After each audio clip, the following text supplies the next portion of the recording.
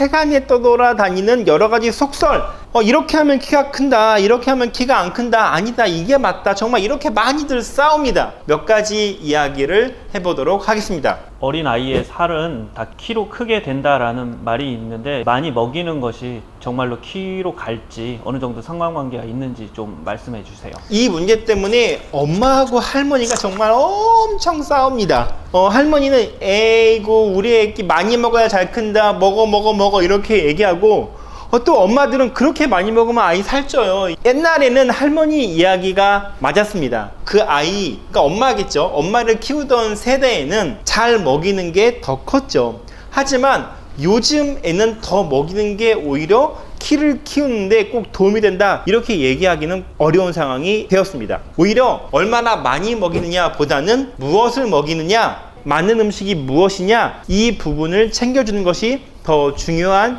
시대가 되었죠. 얼마 전에 온 아이가 정말 너무 이 아토피가 심했습니다. 이 아토피가 심한 이 아이한테 음식 반응 검사를 해봤더니 세상에나 너무나 많은 음식에 대해서 알러지 반응을 보이고 있었던 것이죠. 근데 거기에는 키가 크는데 도움이 된다고 알려져 있는 우유, 계란, 고기 이런 것들에 대해서 싹 다 알러지 반응을 보이고 있었습니다. 근데 이 아이가 1년에 한 1, 2cm 정도밖에 안 크고 있었거든요. 근데 이 아이에게 이러한 아토피의 문제를 해결해 줬더니 오히려 음식을 덜 먹임에도 불구하고 키가 원래대로 바르게 커가는 모습을 보인 적이 있었습니다. 그래서 요즘에는 무조건 많이 먹인다, 이 부분보다는 아이에게 맞는 음식이 무엇이냐, 그리고 아이에게 맞는 영양의 밸런스가 무엇이냐, 이 부분을 챙겨주는 것이 더 중요한 시대가 되었다고 할 수 있습니다.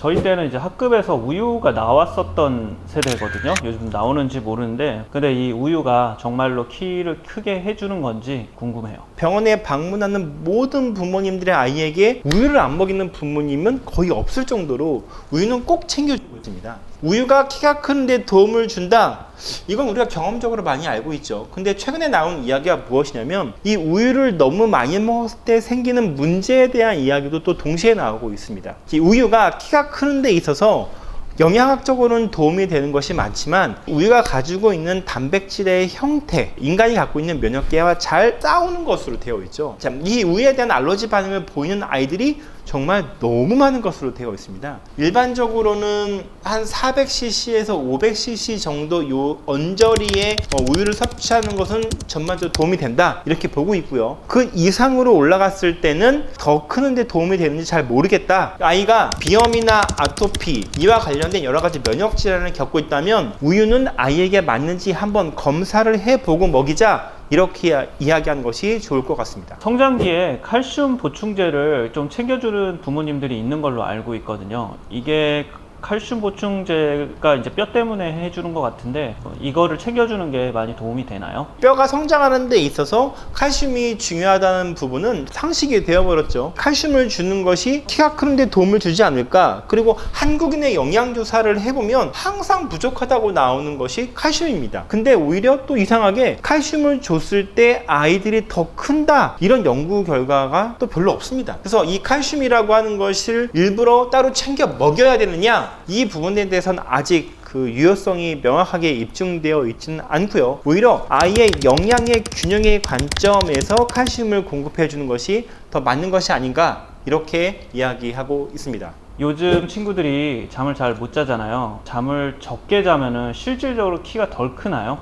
이 수면과 키에 대해서는 정말 너무나 명확한 관계가 있죠. 충분히 잘 자는 것이 키가 더 큰다, 이건 뭐 이제 많은 사람들이 알고 있는 이야기입니다. 자, 왜냐하면 잠을 잘 때 키가 크는 세포의 성장이 일어나기 때문이죠. 자, 두 번째는 우리가 잠을 깊게 자야 키가 크는데 필요한 성장 호르몬이 더 많이 나오기 때문입니다. 세 번째는 우리가 잠을 충분히 자야 아이의 성조숙증을 예방할 수 있기 때문이죠.